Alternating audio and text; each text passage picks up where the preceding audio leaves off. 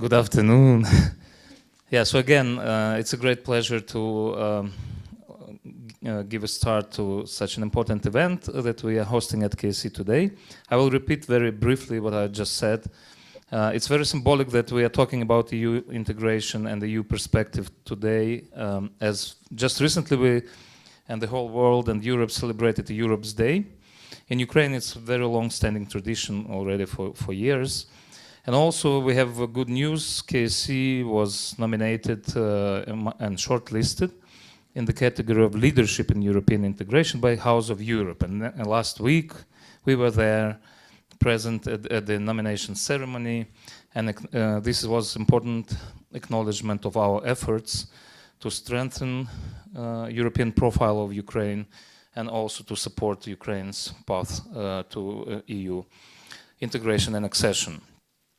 In the nomination, we were acknowledged for three main pillars of our activity at KC. You know, KC is a big ecosystem, and we have our different teams working with different sectors. So we were nominated for three main pillars. First one is, of course, training next generations of professionals. And as you know, in our study programs, we have courses related to EU, EU standards, EU values, EU approaches to different types of economy activities. Then we have, of course, it's also one of the priorities, we have even a whole term dedicated to EU integration on our MPPG program at master level, and we have an aim or a goal to again introduce more of EU dimension into our study programs. With this, we try to foster new generation of professionals who think beyond Ukraine, who think strategically and already try to model, forecast how we are going to be a part of the EU family. Important factor is also that we launched recently Student EU Club at KC. And this organization, it was really a bottom-up approach, and this organization is now very active, uniting proactive students who are doing many interesting things. So they are conducting events, they are doing research, they are actually trying to unite EU clubs in European Union together. And Ukraine is in the center. So that's a great achievement. The second pillar is very important, is our impact on the policy, the support to the government efforts for EU integration. You know, there is the Office for EU Integration with the Deputy Vice Minister, who's responsible for that, Taras Kachka, and other ministries in the government. And our KC Institute is working, again, in different sectors, trying to support from very direct participation in the processes with analytics, with data-based research, in the process of negotiations, work with clusters, and in very practical dimension, till research, which I think, in my opinion, is very important with modeling, and again, data-based modeling, how our different sectors of economy will adopt, and also a society will adopt to being a part of the EU. For example, our agricultural center is trying to forecast how agricultural industry, agricultural business will be adjusting to the rules, to the legislation, to any other compliance and quotas that are active in European Union. The same is about financial market, the procurement systems and alignment in other spheres. So this has been acknowledged as well. Well, and the third one, I think this is something which my team is working on, is our partnership with European universities, other academic institutions, and our active participation in EU-funded programs, Erasmus+, Horizon Europe, and today this event is being held or organized in frames of one of the Erasmus Plus projects. It's a project called ValEUs, and it's a very interesting and unique project, by the way, and unique for Ukraine. And I'll give a bit of details about this project because I was very close to it when I came to KC. This project, so it's ValEUs, but spelling of values is a bit sort of transformed because we have EU inside, so not UE, but EU, ValEUs. But of course, the main target is values. And we know that Europe has its values, and European values are very important for Ukraine. And this project is very international. They have 21 partners and from 17 countries, from 5 continents. So it's very international, but it unites professionals, specialists, and experts that deal with European Union affairs, again in different research and educational fields. What's interesting about this project? This is Erasmus Plus Jean Monnet action. And it's the highest level of Jean Monnet action. It's called Networks Policy Dialogues. The most interesting thing for me was that when we visited Brussels and spoke to representatives of the European Union Parliament, they shared that all activities between European Union Parliament and Ukrainian Parliament are actually being implemented in frames of the Erasmus Plus Jean Monnet Networks Policy Dialogue project, so the same category, where our parliaments work together on alignment of legislation, on compliance of Ukrainian regulations to EU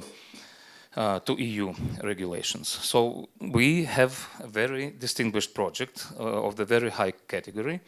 And the aim of this project was also very interesting. So European partners, and it's led by our long-standing partner, Viadrina University in Frankfurt on Oder in Germany.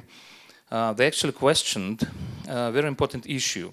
So there are European values. We all know that these are strong values, fundamental values for one of the most developed societies globally. But they were asking the question and trying to compare the values that are declared with the real activities of European Union institutions. So how European Union as a umbrella organization is working and delivering its foreign policy. Do they really follow the values they declare? What are the gaps? And one of the aims was and the goals was to find those gaps and also to find alternatives and to address those gaps where Europe does not follow the values it proclaims. And then the third one is, of course, to strengthen the role of universities in developing societies, in developing the values and disseminating the values in the countries that are either associated with EU or are member states or are partner states, partner countries. So I think it's a very interesting research, but also political and geopolitical topic, and I think that there may be many interested stakeholder groups and organizations that may find its interest in this project and its outcomes. But I know we have gathered for debates, and debates are always a source of some new ideas. So I sincerely wish that with this event, and I'm really thankful to distinguished guests on the panel and to distinguished moderator of the panel and everyone who joined. I'm sure that this will be helpful for all of us because I'm sure that nobody has any doubts in terms of our civilization choice, which is, of course, towards EU accession. So wish you a great event, and you will always find KC as an active player in the process of Ukraine's EU accession. Thank you very much.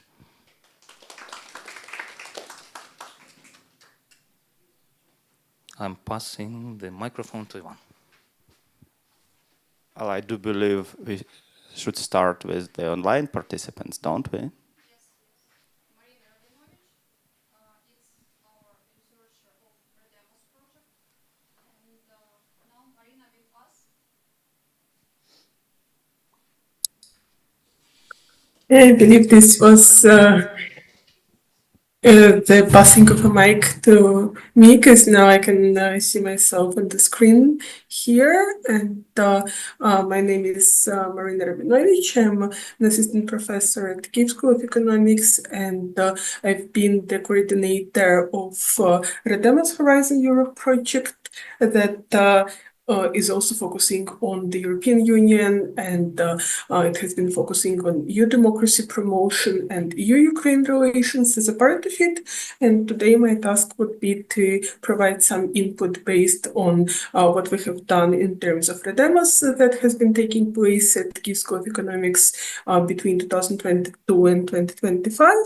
So we are just finished with it. We are still finalizing some publications, and there are some inputs which would have been of interest for ValEUs and the continuation of our work on EU-Ukraine relations. So I hope you can see my screen, or cannot you?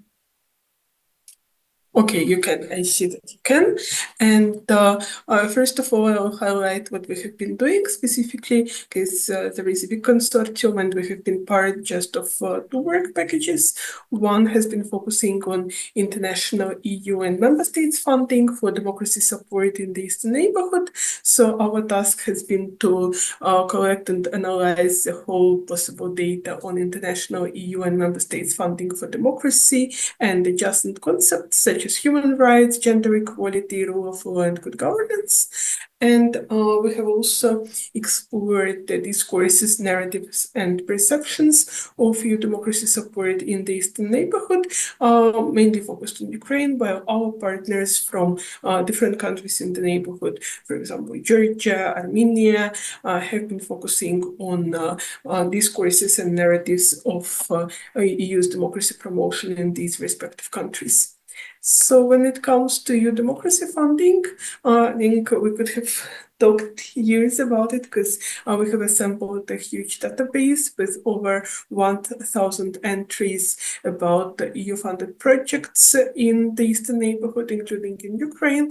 And we have looked at projects from 2005 to 2022. So it's a bit less up to date than we would have wanted, but our task generally had been to do the retrospective analysis and look back.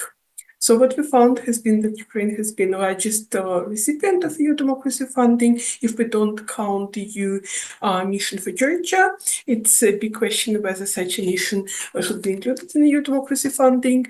EU itself labels it as such, but we haven't been entirely convinced. So with the exception of this mission, Ukraine can be seen as one of the biggest recipients. However, what we found also that the EU democracy funding had been quite reactive, so it usually had been influenced by events taking place in the Eastern neighborhood. For example, when Russia annexed Crimea and started its aggression in Donbass, the number of projects and the amount of funding that was channeled to Ukraine increased a lot. And also the nature of projects changed, very much focusing on decentralization, the promotion of social cohesion, participatory aspects of democracy. However, the focus on the liberal aspect of democracy, such as the media, rule of law, judicial independence, and projects with such priorities has always been quite prominent. Nowadays, there are some risk zones for EU democracy funding.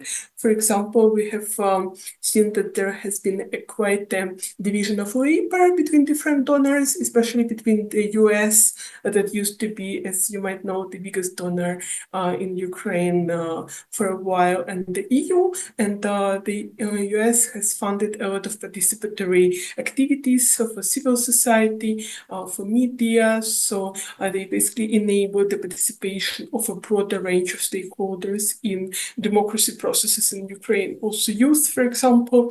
And as you say, it has stopped funding to Ukraine. Nowadays, there is a kind of a gap, and many initiatives struggle to find the new funding. Also, not much funding has gone to the support of fair electoral processes, and we see that, for example, while much has been attributed to media, not that much, for example, to institutions that should hold elections, like the capacity of the electoral commissions. Also, the feminist model, the one that focuses on women's rights, women's participation, has got not that much attention in EU democracy funding, and some of the projects, especially within this model, often funded by EU member states, such as Sweden, they were of rather short-term nature, and it's quite a concern that many projects lack path dependency, meaning you have a project for a year or two, then the project is finished and certain priorities were never taken up again. So this is what we found with regard to EU democracy funding. And when we speak about discourses and narratives, there are a range of normative and conceptual tensions here, which might be of interest for you to discuss.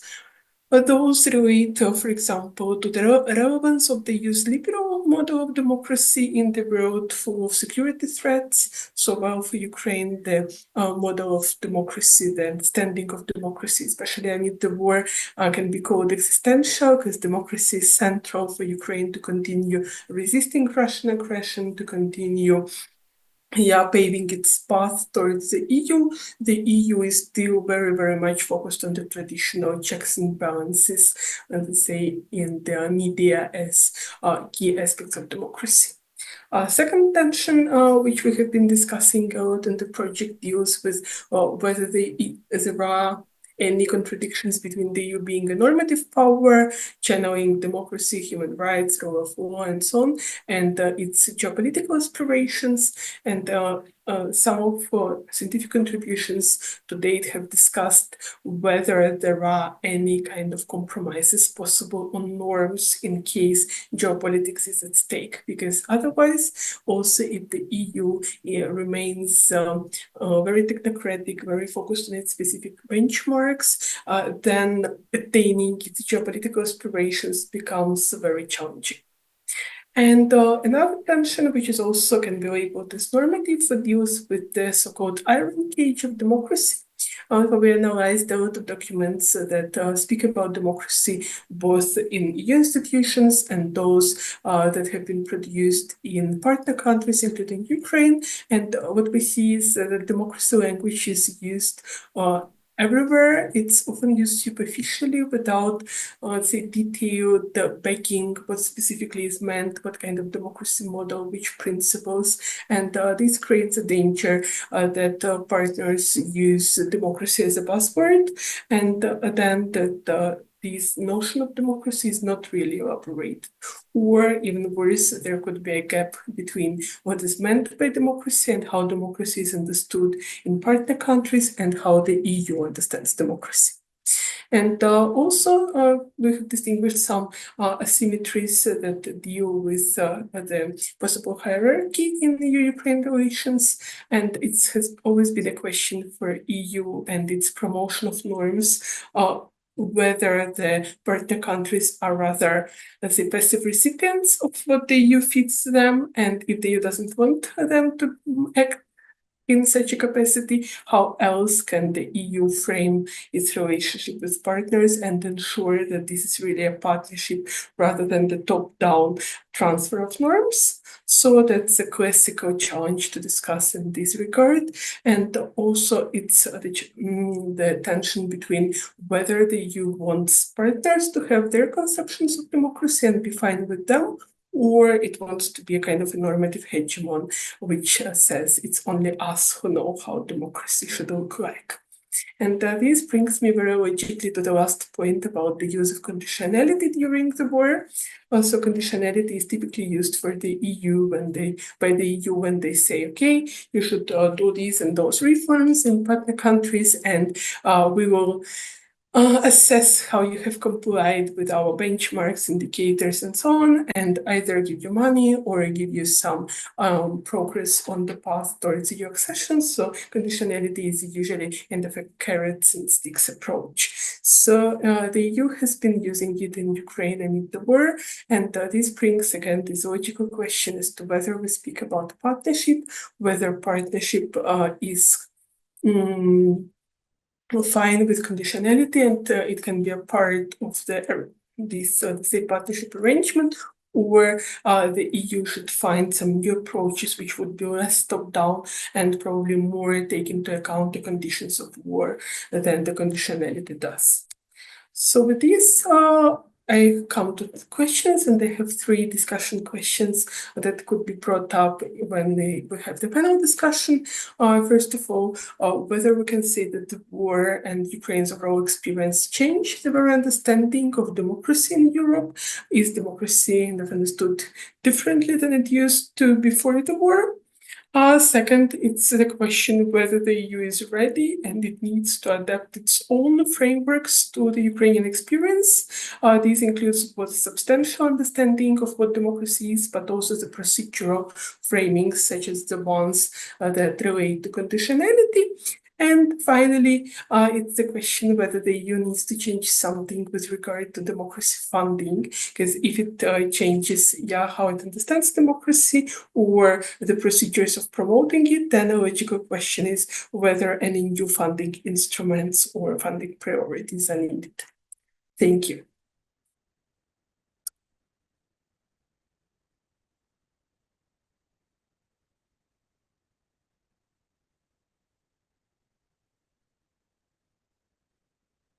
I don't hear you, Ivan.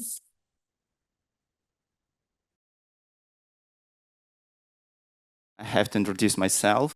So I'm actually here, I'm Ivan Gomza, and I'm here to play kind of a double role. First of all, I was a researcher here at REDEMOS as well. So I have to tell you something about REDEMOS. And secondly, I'm going to play a role of Virgil, so the one who brings you from the hell of what is going on to the paradise of the discussion per se. So let's start with REDEMOS again, because there is something really important we need to discuss regarding this particular project. Actually, as a scholar and as a participant of this Horizon project, I was involved in an analysis of an elaboration on a couple of working papers, and I think their results are really important for us to be aware of, and then that will be a part of our discussion. So three working papers are of interest for us today. One of them, and each actually used a very different methodology. One of them applied a so-called Q methodology. If you want to know more, ask me about that, which actually studied the perceptions of EU officials, there were circa 60 of them, on what EU is and what it can do in order to promote democracy. The second one was the cross-cultural comparative discourse analysis on what the European institution tell about democracy to other people and to themselves, and what do elites in the eastern neighborhood, that is countries like Armenia, Moldova, and Ukraine, so what do elite tell when they tell about democracy, and also what the civil society, that is different NGOs, conceive when they use the notion of democracy. And finally, the third paper was the content analysis on the media in all the eastern neighborhood countries and the narratives, or rather counter-narratives, produced in this media by pro-Russian and pro-Chinese actors in order actually to develop a kind of counter-narrative of democracy, so a kind of attack against the democracy. So you see very different papers with very different methods, but actually I would argue that some results, something that we saw in those papers, it actually suggests the way how to tackle the problem of values and the project we are here to discuss. So four important elements, they stand up. First of all, there is a kind of a discord between the officials within the EU regarding what EU should and can do in order to promote democracy. So some of them think that EU is a kind of a norm bearer and it should purposefully, bring the light of democracy all over the Europe at least, or to the neighborhood. And on the other hand, there is a host of EU officials who believe we don't have enough resources for that, so we have to be much more modest. So EU itself is not sure about what they actually can and should do. But on the other hand, this is a kind of a second takeaway. On the level of a discourse analysis, we see that EU officials and institutions adheres to a kind of a formulaic language. So wherever they mention democracy, they always have a kind of a list, and you can check they mentioned that, and then that, and that, very well, that is democracy. And that formulaic language, formulaic approach, how to consider and conceive democracy, it actually brings a problem because sometimes it sounds hollow, and people on the receiving end, that is in Ukraine including, they actually are tired of listening to the very same linguistic devices time and time again. Actually, going back to the receiving end, what our research also has disclosed is that there is a very important gap between the way the officials and NGOs, the civil society, consider democracy here in Ukraine. Because for NGOs, democracy is actually about e-governance, about decentralization, about rule of law, and all those important features. On the other hand, our officials, even when they utilize, and they do it in spades, so when they utilize the idea and the discourse of democracy, they tend to ignore rule of law and checks and balances, especially checks and balances. And this creates a kind of a gap between what civil society believes democracy is and what our officials pretend it is or believe, which is kind of a matter of discussion. And finally, as if to compound the situation, we have discovered a kind of an architecture of Russian and Chinese counter-democratic narratives, which build a kind of,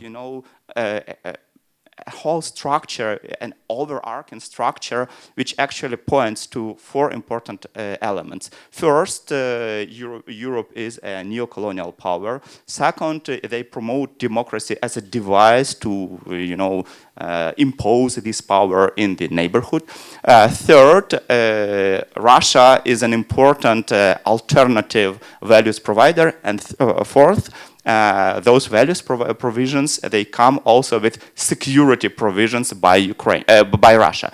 It might sound a kind of, bizarre in Ukraine, but think about countries like Georgia and Moldova, or Georgia and Armenia and Belarus. It also was in the sample. And there, these types of narratives, they are consumed, at least by some sections of society and elites. So, having shown you what REDEMOS was about, I think we can switch to some discussions, to important questions to be considered. And I think for all of us, for all of us here and all of us there, one of the most important questions coming from the results of the REDEMOS is actually, let's imagine we have a head of European officials on our head.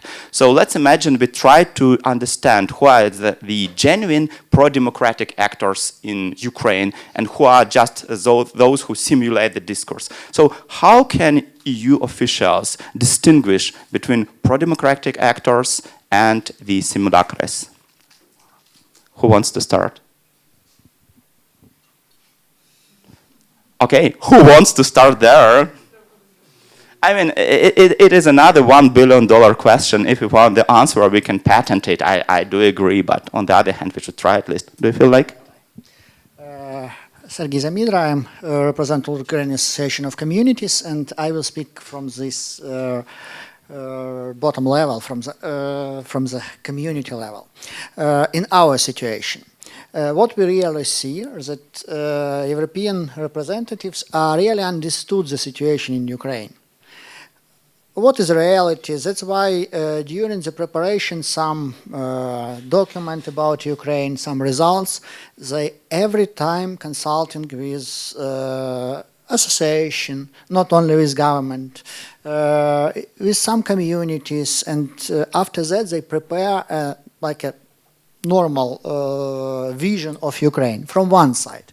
From other side, the reality is that in our sphere, in our sphere, we was have such institution like a Congress for Local Self-Government. There was represent different association from the level of communities, level rayon, oblast, and it was like a real representative of Hromadas.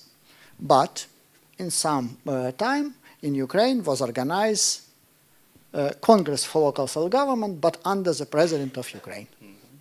And really the representatives, even in Congress of Regional Authorities, it's formed and signed by the President of Ukraine.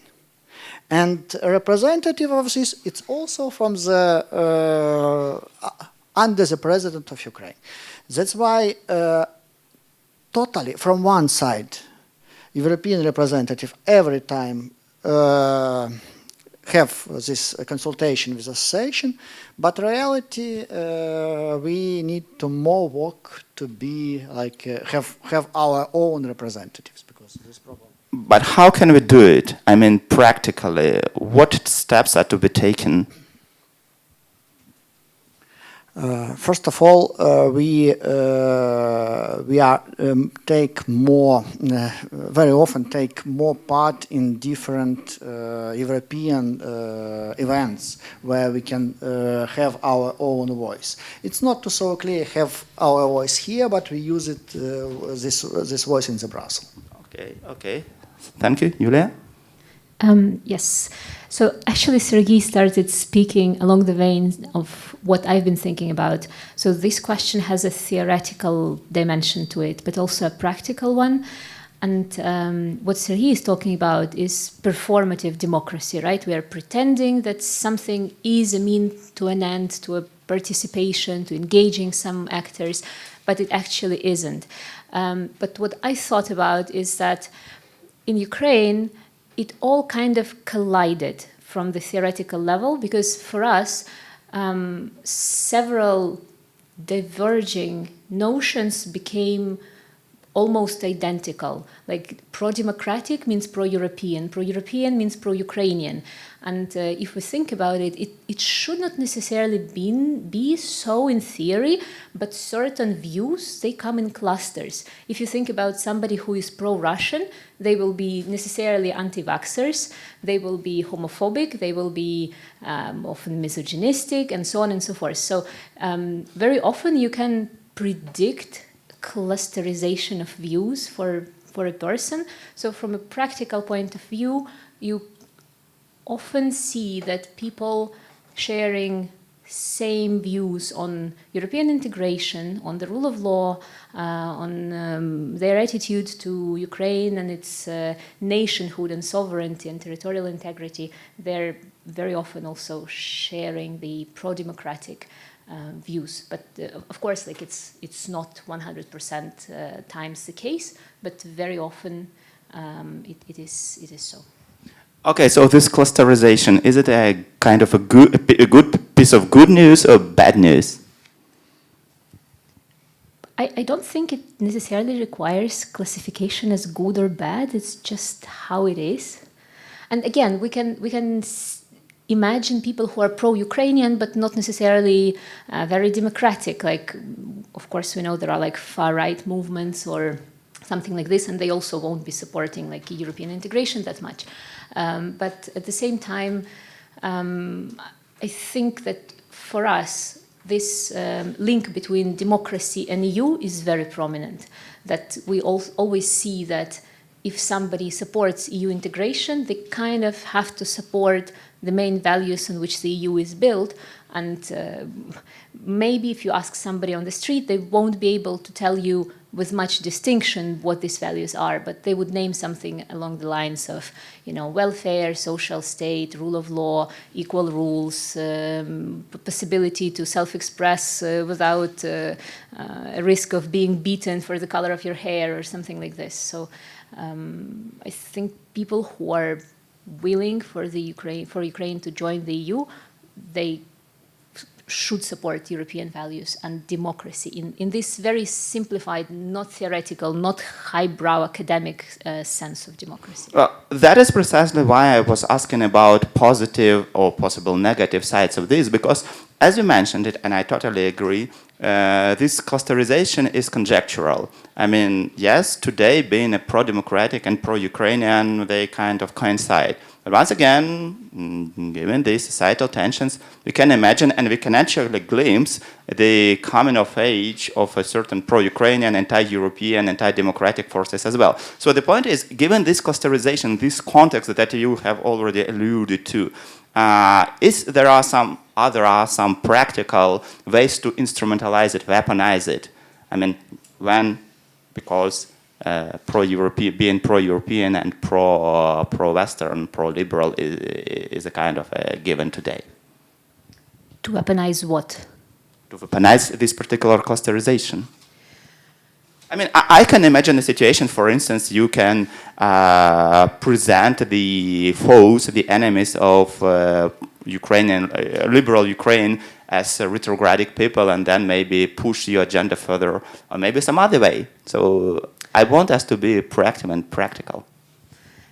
Yes, but you can present somebody as retrograde or something just as part of any political debate. That's what you do, right? You kind of try to put your opponent down, and the tendencies of the recent years, they evolve more and more in this direction. So from more reserved and respectful debates to further polarization. So that, of course, but I think the risk of this clusterization is exactly what Serhiy was talking about. So the performative nature of it. So we even see it often in like among civil servants, for example, who come, or top level appointees, right?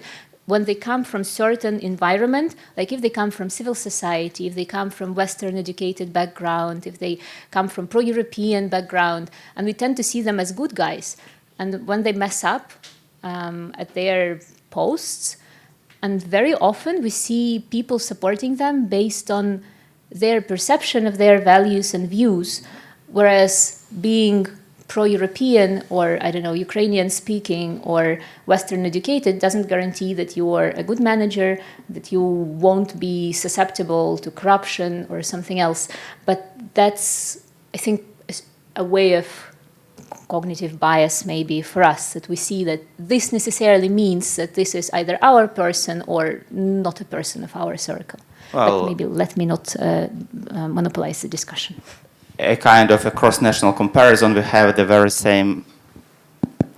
same situation, say in the United States or wherever, where people believe in that the member of their party, which they support, their partisans of, they tend to present those people, those officials, as morally good human beings, which is a catch, actually. It doesn't work this way. Yeah, okay, so let's give the microphone to other participants. First of all, thank you for inviting me here. I'm a more practical guy, and such a theoretical discussion is really interesting for me.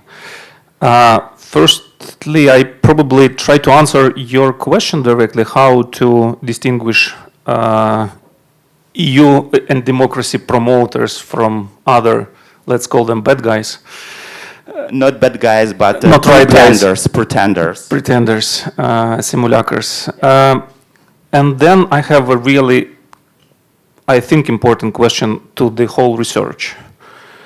My answer on the practical manner would be, if you want to understand how the person, the leader of an organization is democratic or not, just go and look inside the corporate culture of such an organization. If you are interested about the president, let's look at president's administration. If you are interested about some ministry, let's go and look on the corporate culture of exact ministry.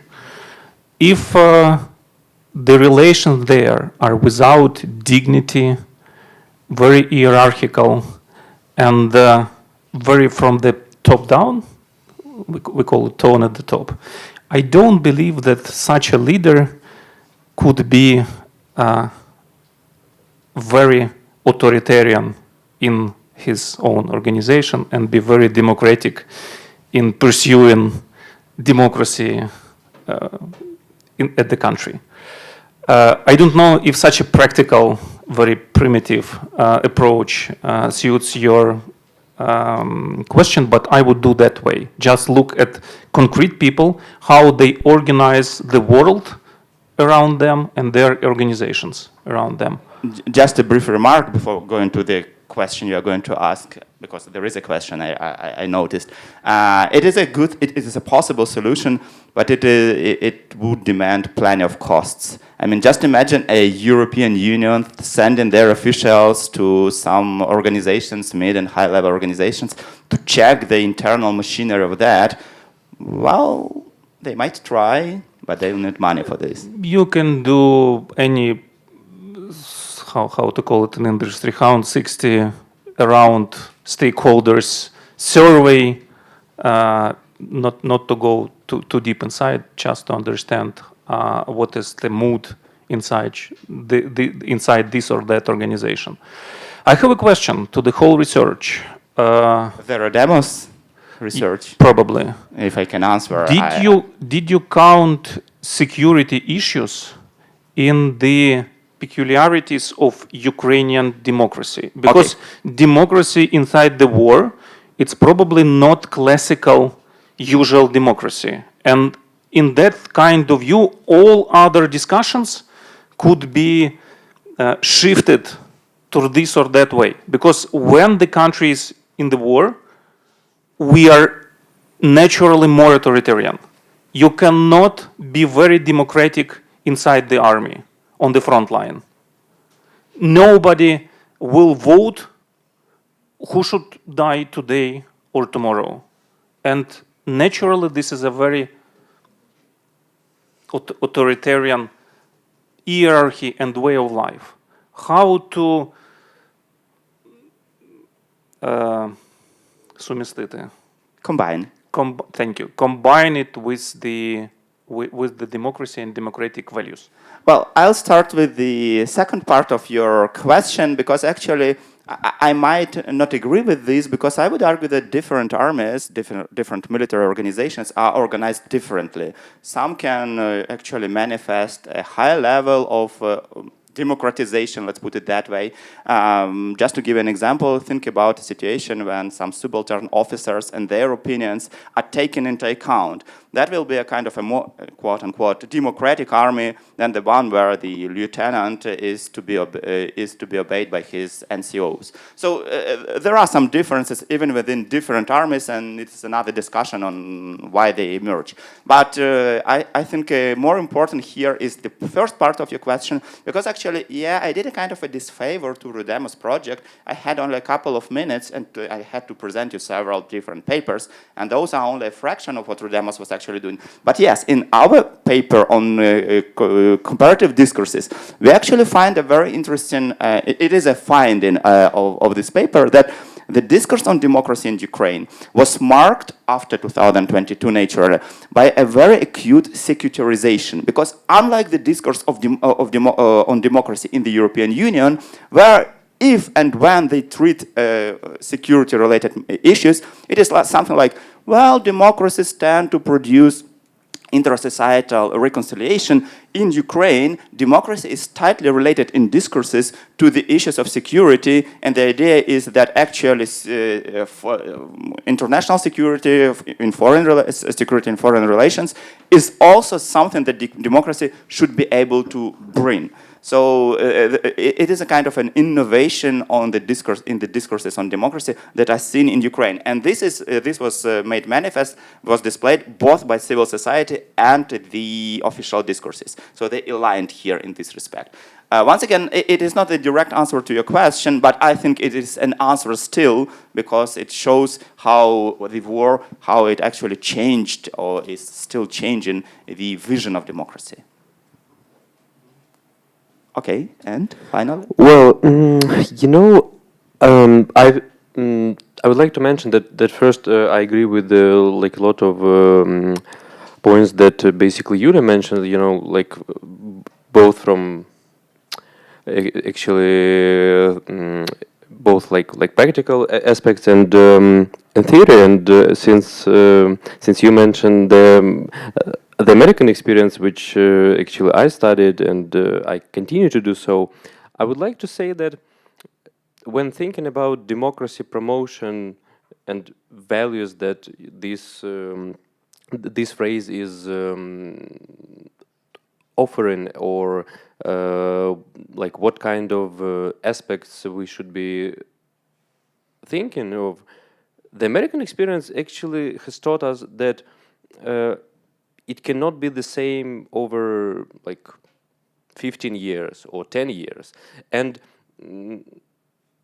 basically what I studied is actually or the main lesson from it is that we cannot think about democracy or democratic values inside the country and democracy promotion in other countries like very similarly. And the American experience is like exactly for that. And when speaking about like the foreign assistance actually from the United States, for example, it's not a coincidence, for example, that the Carter administration actually has put like a lot of restrictions and actually also the conditionality point that was mentioned in the research on Latin American countries, for example. But also we should be aware of the context, like at the time. And I think that to answer your question about how we should distinguish them or categorize them, the American example is actually like very combined in that regard, because actually first we should look, of course, at the decision making in terms of allocation funds, and at the same time we cannot avoid listening to what the administration is saying and stuff like that. So I believe, and it may be, or in my view, it may be, or it should be even similar in European context, that we should try to basically combine, those aspects in terms of funds and in terms of the context and the implementation of those policies by the executive branch. Yeah. Well, thank you. I'm a comparative politics guy, so I love that you brought the United States into the discussion.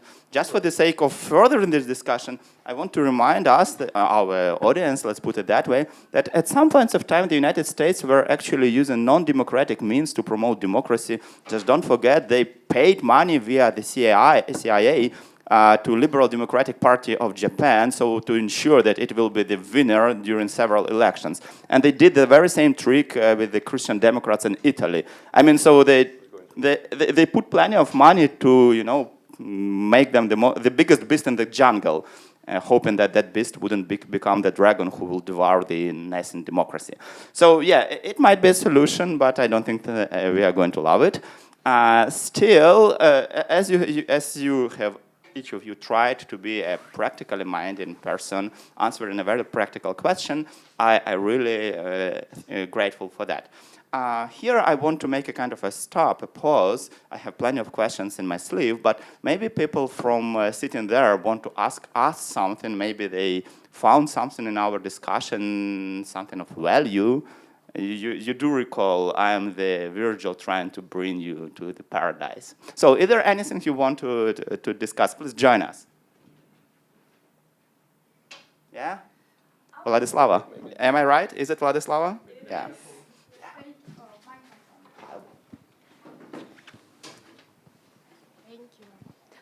Thank you very much. I'm curious whether within this discussion, are we sort of questioning the democratic status of the EU itself? Because we have observed a lot of limitations to civil society organization funding. We have seen attacks with the new European Parliament being more far-right than ever before.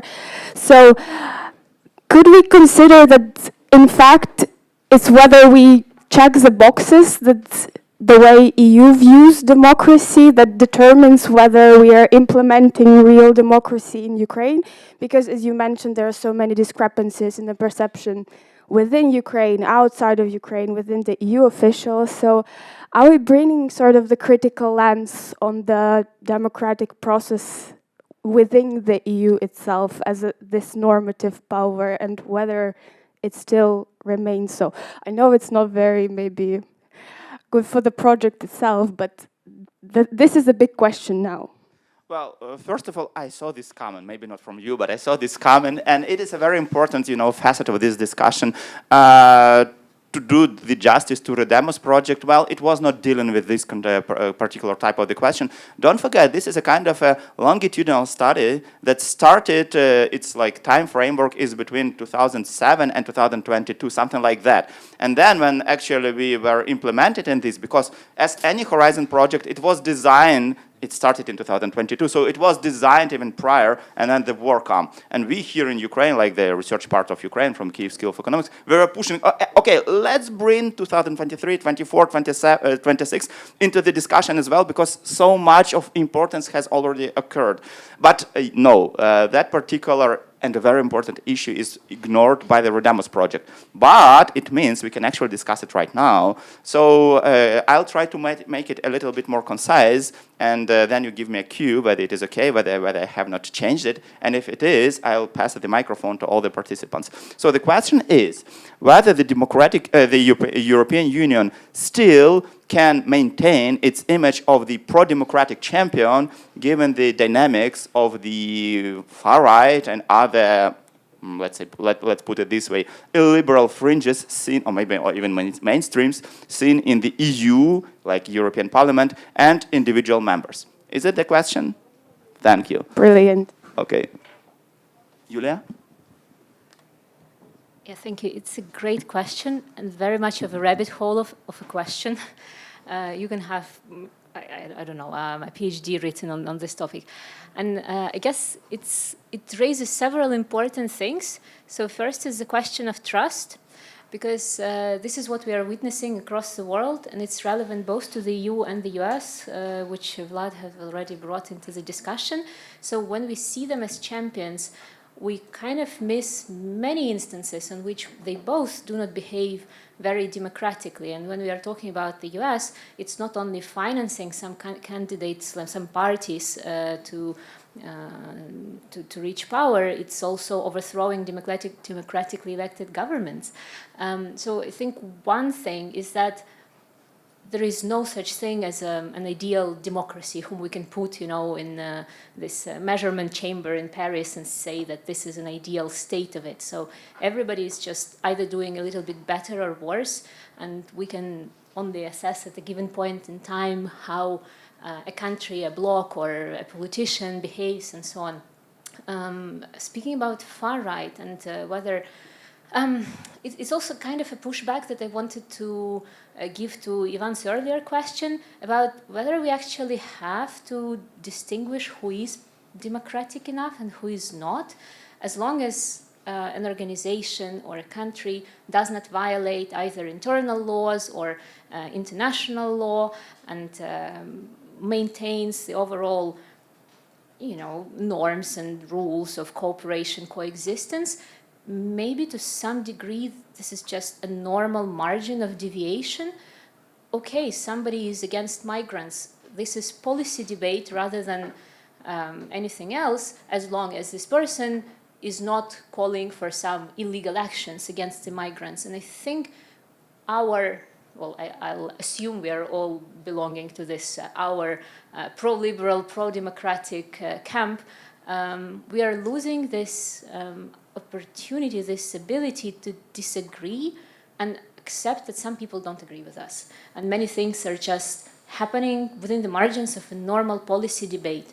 That's fine to think that, there should be an absolute freedom of speech. And it's also fine to think that it should have some limitations. It's fine to think that, gay marriages should be allowed. And it's also fine to think they are not. And we should not cancel people based on just on this, unless it crosses some limit into what's not acceptable, like calling for violence or being offensive, and so on. There was something else I wanted to say, but maybe I'll continue later. Just one point to clarify, because basically Yulia mentioned the financing part. I referred to the to the foreign assistance, not financing any other parties in other countries. As we are recording, just Just to clarify. For the record. Yes.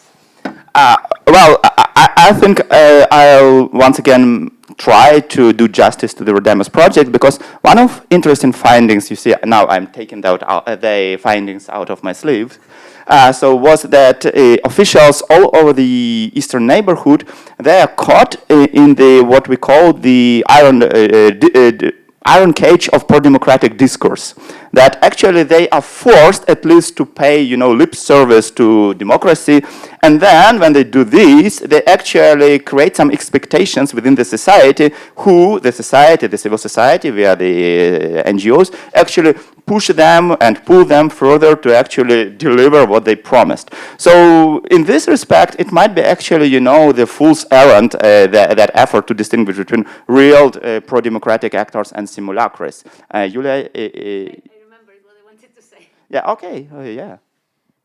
Yes, I mentioned trust, and I think this is the biggest problem that the EU and the US are facing now, globally, and the global arena, is that they were used to presenting themselves as champions of democracy, as you said. They used to see themselves as having moral high ground, and now this is being questioned, and rightly so. And when Ivan mentioned competing narratives about Europe being neo-colonial power, it may be not true, but it is also not false, And it is also an alternative fact. What I'm trying to say is that both the EU and the US, they are accused of being hypocritical, and this is not a false accusation. And this is causing all the problems that they're, not all of them, but many of them that they're facing now. And the critical question is now how to rebuild trust, right? And how to maintain this moral high ground when you are saying one thing and then you are doing another thing. And this also reflects to what Alexander has been saying about how you behave internally, right? And whether it's just performance or not. So basically, we are coming back to the point of that you have to practice what you preach. And very often, we see people more preaching than actually practicing it. Okay. Yeah, Alexander. One remark on that question. I would try to raise a strange hypothesis that, from my point of view, despite different level of democratization within EU, they usually invite intellectuals and start difficult discussions. They don't try to put it on the office of simple solutions. They don't try to find very straightforward decisions. They still have within maybe different countries more democratic in EU, some think tanks and intellectual centers which can assess the problem properly. What I understand in US, being there in 2017, after their elections being hacked in 2016, they didn't try to prohibit social media. They started a special center in Stanford to understand how this new social media and digital companies can influence on elections. And that is the real mainstream how they think. If they see complicated social problem, they don't try to pass a law, to create a special ministry. They, on the first hand, they try to assess it and analyze, and which, from my point of view, sorry for my English, вырезняя, distinguish them from countries that are not so democratic. Yeah, so my English is probably worse than Julius Mendel's English, but I would try to compensate it with the content somehow. Well, we would prefer her English to be really bad, because now she's spreading some around the media. Okay, well, I think we actually should backtrack to Vladislava's question because it is really important.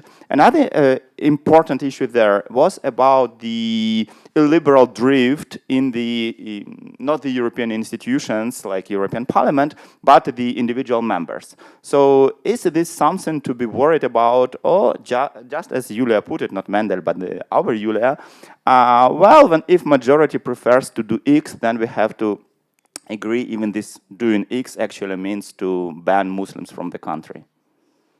Because this was your idea, wasn't it? I said nothing about Muslims. Yes, but the idea that majority rules, it actually was also weaponized and instrumentalized by Orban, who actually referred to majority wishes to push for his anti-liberal agenda. Once again, it's about Orban in truth, not about Julia. Who knows?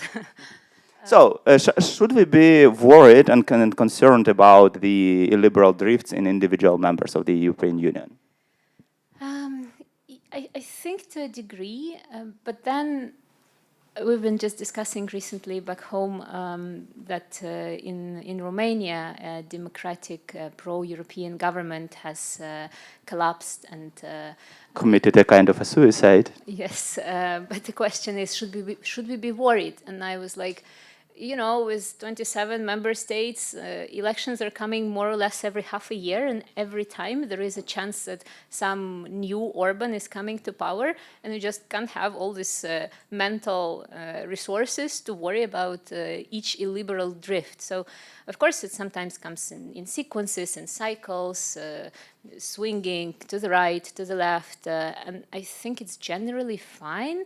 But as I said, as long as we stay within the margins of something broadly acceptable, and it's you played this devil advocate with banning Muslims from the country, but it's exactly beyond these margins, right? So we need to understand that there is a leeway within which we can drift, but we also have to be very, very careful when this is coming out of these limits, because this is what happened to many authoritarian societies, right? Even if you listen to what the good Russians say about their country and Ukraine, they say, oh, but you don't have such dictatorships as we do. Right, but you've missed so many turning points when you should have acted and you didn't.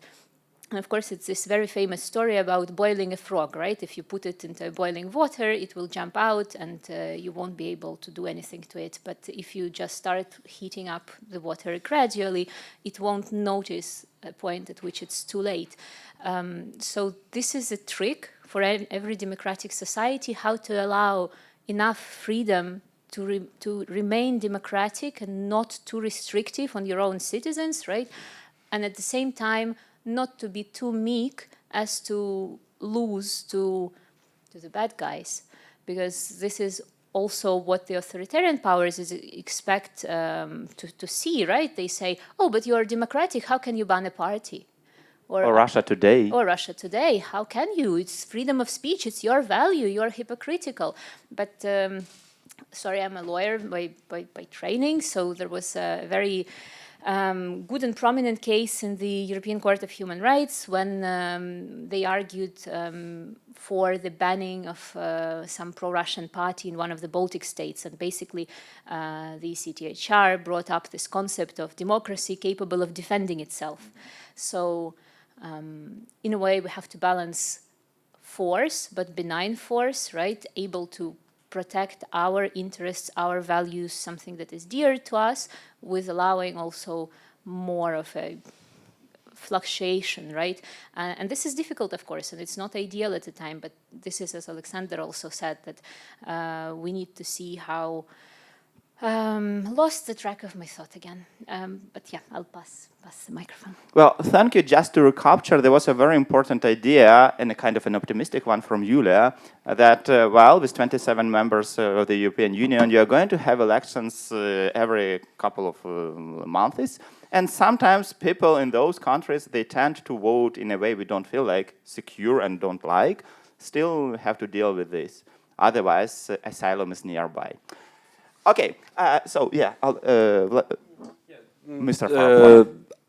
I actually have like a very brief remark on that, because I believe that we should be worried about those actors, you know, like Orban and others in Europe, and again, not just in Europe, in theory, but I believe we should be worried about them if they are supported by the external power that you know, we are also counting on in terms of support, like it was in Hungary with the United States, and when the almost the highest officials are directly and not so directly involved in fact, mobilizing for the support for Orban and stuff like that. So, and it always brings me to another question: like, are we ready to live like that? Like in theory, like, is it okay if, like for us to be like Hungary in terms of like, you know, playing with the the only the current administration, for example, like in the United States, and not behaving like I believe we are doing in terms of like, you know, there are certain there are at least certain aspects that we should be like aware of in terms of our contacts with the administration, but mainly we count on, you know, the bipartisan support and stuff like that. So and the same applies, for example, to Israel. You know, like forgive me, even the fact that I have like Jewish roots. I mean, I'm still I'm still questioning that kind of aspect of foreign policy, like for a country, you know, like Israel and Hungary. But again, they are like, you know, constitutional scheme is different than ours, and also we should put that in context. And I believe that, frankly speaking, like for Orban and for Netanyahu in Israel, I believe even if they play in public, that it's easy for them to play, you know, only with one external power, and you know, they're fully satisfied, they're happy. I believe, of course, like to be honest, I believe it's really hard for them to balance like that. And if we are at some point about to become such a country that we would like to, you know, to kind of closely cooperate just with one, like, I don't know, the United States or China in 50, 70 years and stuff like that, at least I believe that internally we should have this discussion inside the country. So are we really, like, you know, are we really making this kind of step that, you know, we don't count on, you know, the public support, and we just follow what the administration in the United States or China or in any other big power countries is saying, and you know, we are just adapting it and kind of saying, yes, of course, thank you very much, and we will do everything for you. We will go for, you know, domestic, for example, conferences in the United States, as Mr. Orban did, and I know it again. So sorry for actually bringing Mr. Orban so many times, but I was really surprised when I received a message from like American friends asking like why a foreign official is participating in a very domestic kind of conferences on conservative values and stuff like that. So I mean, I may be wrong, but basically he was definitely one of the most frequent guests like on such conferences among any other foreign leader around the world. So I believe that if that's case, if that type of scenario is being implemented, yes, we should be worried about those countries if they're following, you know, this type of foreign policy. Well, we can say safely, I think, that today values, they became very important conduits for projecting not only morals, but also power. And as such, they actually, some of values can be liberal or whatever, and but still they unite different forces, and we have to be aware of this.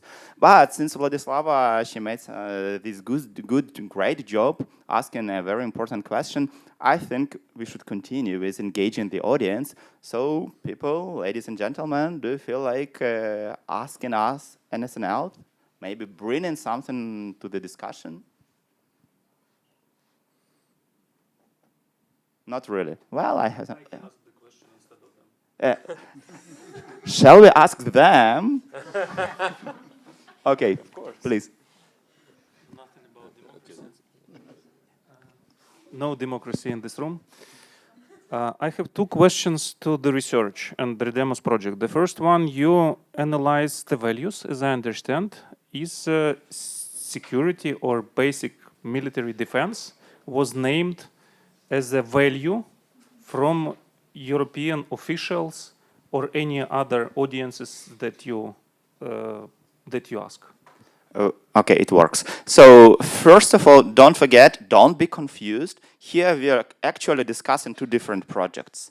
One of them is REDEMOS, it's like Horizon project already finished. And another one is the one, please recall what during the introduction was said, is the Erasmus Plus project, and it is about values. So REDEMOS, it's not about values, it's about democracy promotion. My bad, okay, the right project. Did you assess during your right project?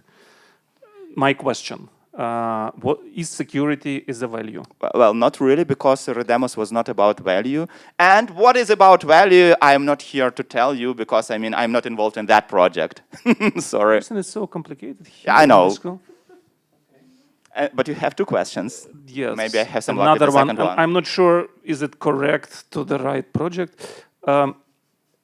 During assessing, as I understand correctly, that you questioned the representatives of officials and civil society from Europe, or you? One of them, Q methodology, actually did this, but it focused solely on the EU officials. Okay. During the right project, do you understand that this role of civil society in Europe and in Ukraine, from my point of view, is totally different? Because in the EU, this is some supplement to working institutions, and people who sometimes watchdog the institutions, sometimes supplement some important functions. In Ukraine, again, from my humble opinion, this is a backbone of the state. This is something that works when government institutions don't work, for example, during the first days of the war. And the level of the backup that our civil society do when the official government doesn't work, probably different than role of the same organizations in the EU. Did you count that, comparing the relations and role of the civil society and democracy, and role of the civil society in democracy there and here? Well, thank you for this question. Once again, don't forget, REDEMOS project was solely about democracy promotion by the European Union in the eastern neighborhood. So, well, that was outside of the question. But on the other hand, I'm a political scientist, a kind of a professor of political science here. So there is a very important kind of a discussion, level of a discussion on what civil society is. And I think it was Jeff Kopstein who actually distinguished several approaches to understand what civil society is. One of them, it is something outside of the state. For instance, you go to a library, you are a participant of civil society. Second, it is something against the state. So you are under authoritarian conditions and you create a contentious politics movement, something like that.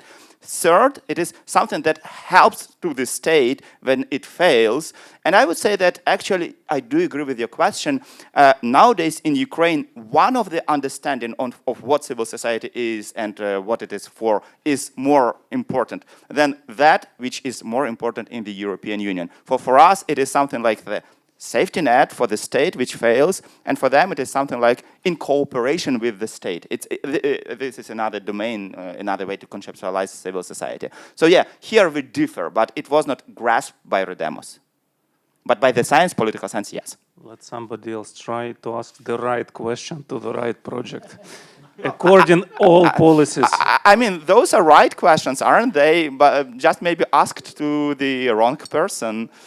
Don't forget, once again, that REDEMOS project, it is huge. It involved a consortium of universities. There were, I think, 12 universities. I might be missing with the number, maybe 14. And there were, I think, 20, maybe 30 different working papers. I am responsible only for 3 of them. So maybe somewhere, some of them, they worked with those questions. Not me, and not that I'm aware of. Okay, well, just, you know, to humor you and then to go to next questions, when I was framing one of the working papers research questions, and it relates to what we are discussing, I was kind of inspired by Moshe Dayan, because once there is this famous phrase, he referred to the relations to the United States. He said, well, our American friends, they propose us money, weaponry, and advice. We take money and weaponry, but let them keep their advice. So it was like, well, maybe officials in the eastern neighborhood, they act the very same way. They take money from the European Union, but then all your advices about democracy promotions, well, they ignore it. So the question is it really a problem? So if, and the research shows that sometimes that there are, let's say, some instances of this behavior. So is this a problem?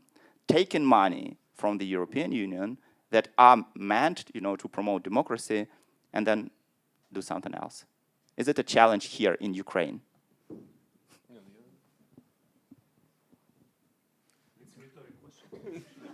Well, is it a rhetorical question? Not really, you see, at least Vladislava doesn't think so. Okay, Yulia? I think the question is a problem for whom? Let's think about Ukraine. So we are Ukrainians. For Ukrainians, it is a problem. But for example, for the European Union, this is actually something that I've been thinking about quite a lot. We know that there are rentier states, right? Russia is one, when you're using your resources to extract rent, and this is how you survive.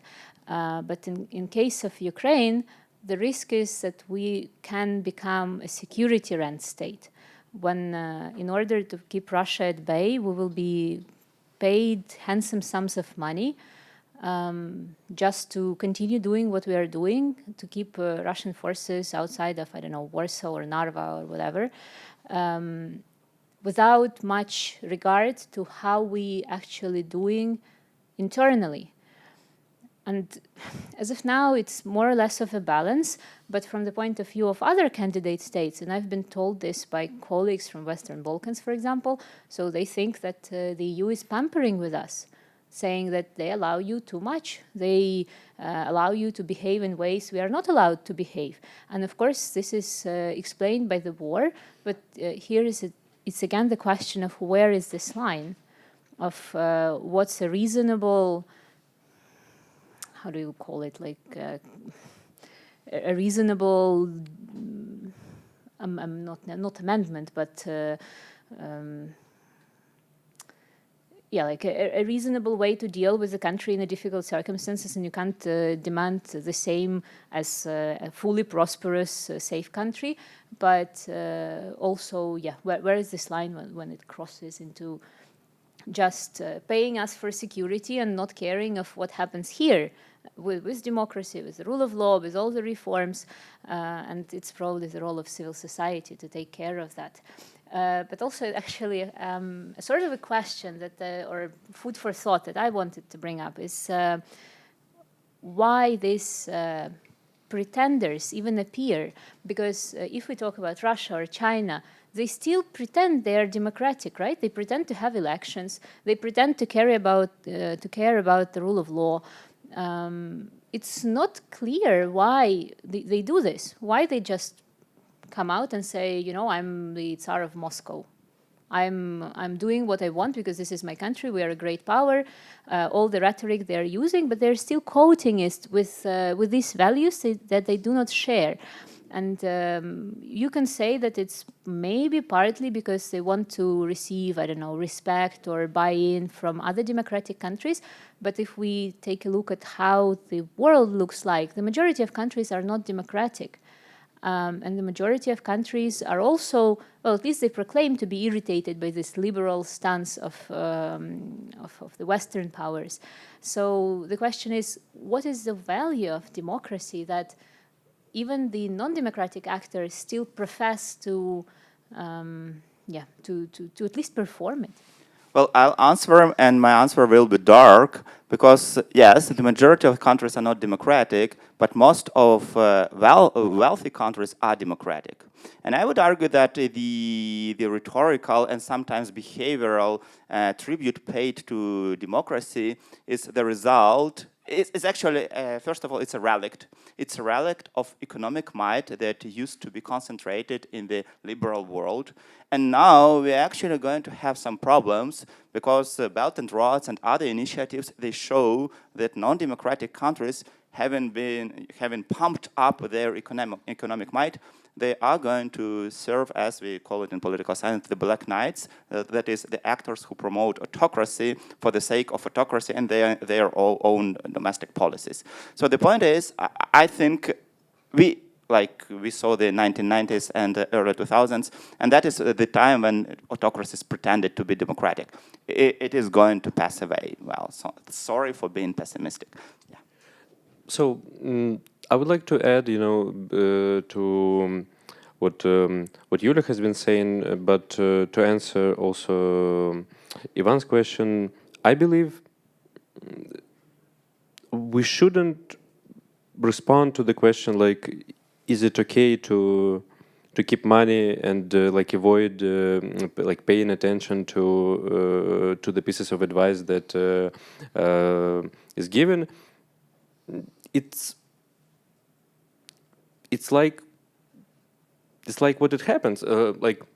Again, with the American experience, for example, the biggest regret or the biggest or the largest kind of lesson, again, from democracy promotion in terms of democracy promotion and the foreign assistance that actually goes with it, again, it cannot be exactly the same in every country. So I mean, maybe it's a problem for the EU, but I don't think it's a problem for like countries like Ukraine. So, but at the same time, again, as a person who who studied a lot in terms of kind of donor and recipient relations, every donor is is considering every next phase of funding separately according to their foreign policy goals and according to the domestic situation and stuff like that. So if it's okay with them, then basically why it shouldn't be okay with us? Okay, that is a cynical approach, but a pragmatic as well, please. Yeah, I think that it is more question for us totally, because it's about coordination in Ukraine. For European donors, okay, they promote values, they give some money for this, but in our country, civil society, maybe some government institution, how we coordinate in this situation of normally use this money and thinking every day, thinking every week, thinking about some results, is how it's growing this value. Because even in civil society, after you say it was closed, more expert work on develop of values, make research, put it on the table, and time from time we have some events. We not coordinate, and really we not even this money we didn't use them effective. We not think how one work can make something like additional values, and not thinking about the results in sphere of value development. That's why it's a question for us. From their side, they make support for us, but it's our question. as a moderator, I'm really happy because this question, it was met with something like, is it really a question? Is there a problem? Yes, it is a question and it is a problem, but for whom? Well, it is a matter of discussion. Yeah. The quick joke about why Russians still have elections. Professor Fukuyama in Stanford, he calls it election-type events. The special term for Russian elections. Regarding the question again,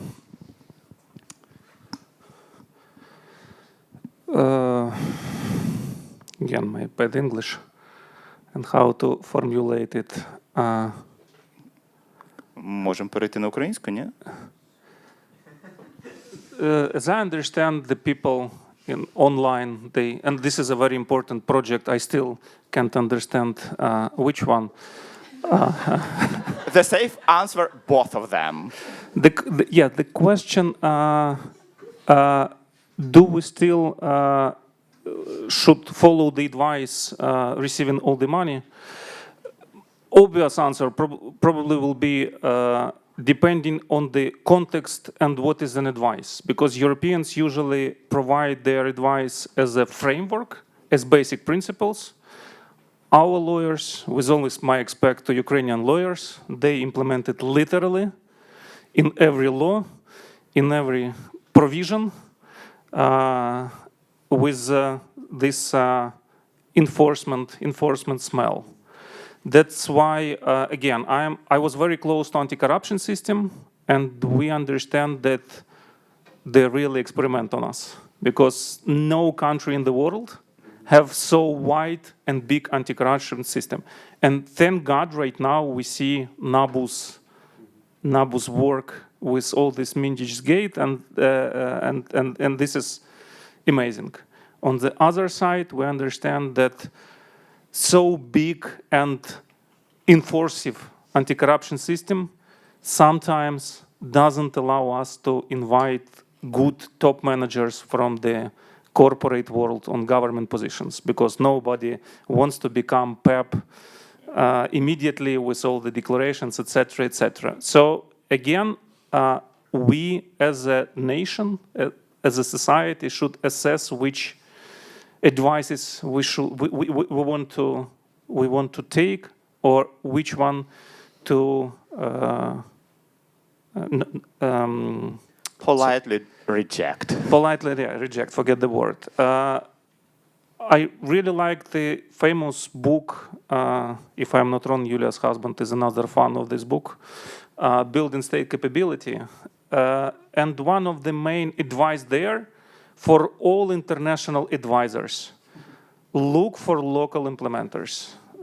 Go inside or just give it as a main principles and theoretical frameworks, or go deeply inside the country, find implementers there, and allow them to play with these advices and to adjust them to the local context. Otherwise, it definitely wouldn't work. Well, thank you. I would say that this particular part of our discussion actually coincides neatly with what REDEMOS was doing, because one of our conclusions was that local democracy promoters should be encouraged, and first of all, they should be listened to, because very often there is a kind of an asymmetry when the guys who pay the money, they actually, command the music, and it doesn't really help. And another important, conclusion of ours, I think, maybe you'll correct me, which coincides with the REDEMOS, is that there is this kind of a tension between the security provision and democracy promotion, because what we call the kind of a geopolitical and democracy gap, because you can consider Ukraine as an important security provider for Europe right now, and you can ignore what is actually happening with its institutions. So it is a challenge. Nobody knows what to do with it, but at least we are aware of this. Okay, once again, another try from this part to send a microphone to that part. Have we given you some food for your thoughts? Maybe you want to ask something, you want to bring something to the table? Vladislava. She incarnates the energy which I sense in this. Sorry. Yeah. In this public. I'm more curious from the methodology standpoint because dealing with values is incredibly complex and interesting system in general. So how do you measure the values? How do you? I have a simple answer. We didn't. I mean, I'm from REDEMOS. Maybe people who are there, they can answer about values and measurements. We measured discourses. We used Q methodology to. Sorry. So, yeah, exactly. But I mean, this is how the participants. I'm not from ValEUs. So nobody understands how to disentangle this web. Okay, then if we talk about discourses, sort of, how do you come up with the competing discourses that you mentioned from Chinese and Russian standpoints? How would you sort of distinguish them from the overall like context documents that you are working with? Sort of what would be the concrete steps from the methodological standpoint? Well, first of all, these are two different papers, but let's deal with the one on China and Russia. That one actually applied not the discourse analysis, but the content analysis approach. And content analysis, it's actually pretty straightforward. You can count the number of words or maybe phrases that relate to democracy and then to take it, in quote marks and revert the meaning. Sometimes you can actually see how it is used as a object to be criticized and then to promote something else. And I think 130 different sources were used in different countries like Azerbaijan and Ukraine and so on and so forth to show that there is these consistent narratives produced by two players. Although there is a very important difference between what Russia is doing and what China is doing, which brings us back to what we started discussing, because Russia, it pretends to be actually like, the alternative values promoter and producer maybe, something like, well, we are for traditional rights, and we actually understand all this. We see this also in some Ukrainian medias. And China, it presented itself as, the force for economic prosperity. So it's something like, well, we don't care about values, we care about your economic well-being, which comes with a string, with some strings, but don't care about the strings, guys. Did I manage to answer the question? Yeah. There are lots of details, but I don't think that's for the room. Yeah. Okay. I created one more idea for Europeans how to distinguish democracy proponents here. You can try to assess how hesitating is a person or a leader, and you can do it with just simple OSINT in social media. How a person is confident in some views or hesitating and don't push it any agenda, very straightforward and very aggressive. I assume that if person is hesitating, probably it's more pro-democratic. This is just a hypothesis, and of course it should be supported with some research probably, but I just to try to assess myself, I am not confident in anything right now.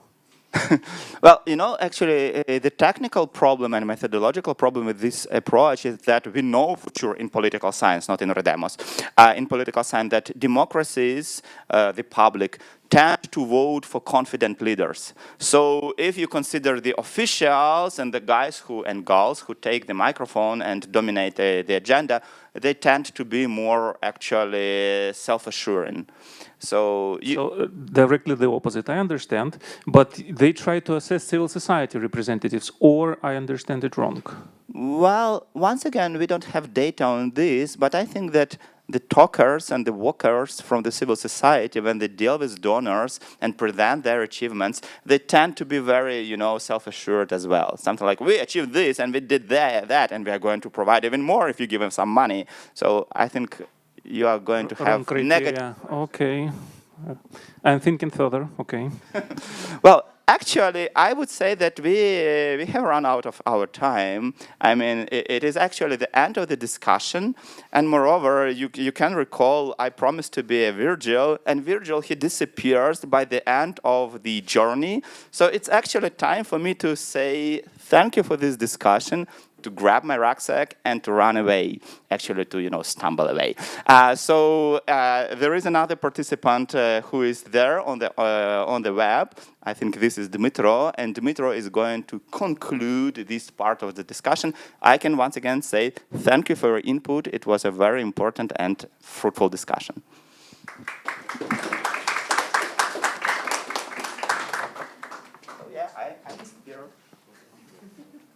Thank you, dear colleagues. I can hear myself, but probably that's okay. Probably we can do nothing with that, yeah? Or we can. Yeah. Well, that was a really interesting discussion and really a really nice discussion. Discussion points. Let me see. What's wrong? Yeah. I've been thinking about democracies and about how democracies work, and a lot these months since I've been working on myself on the research of the practices of how control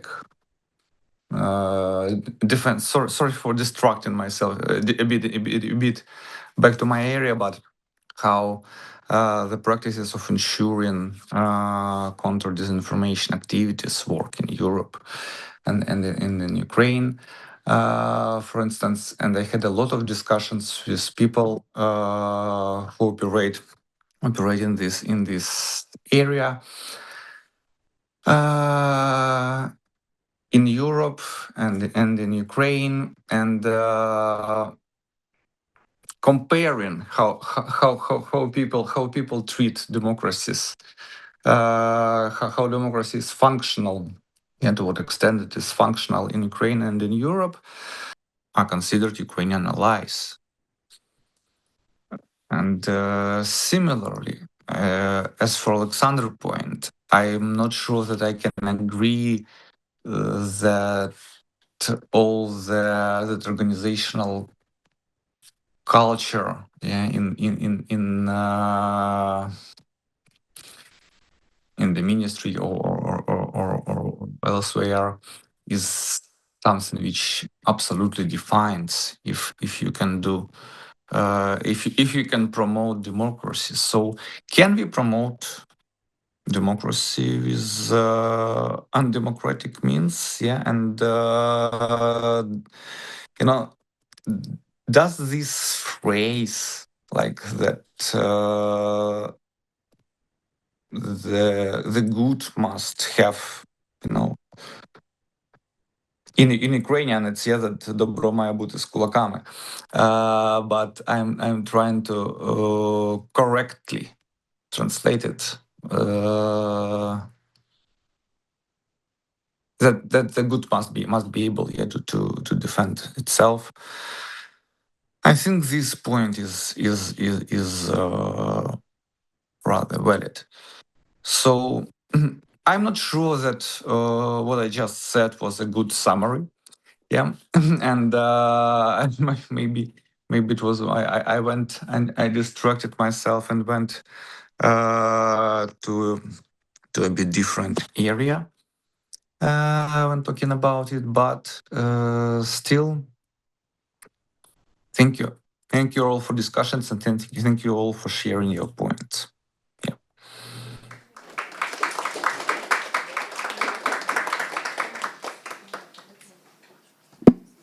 Thank you, Dmitro. Thank all who today was on this event, and thank you very much for your participating, for your thoughts, and for your. We really appreciate you to your expertise.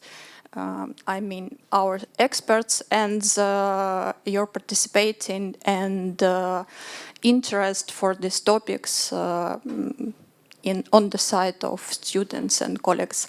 I invite you to join our informal part of event for networking and for making new discussion topics maybe. Thank you very much.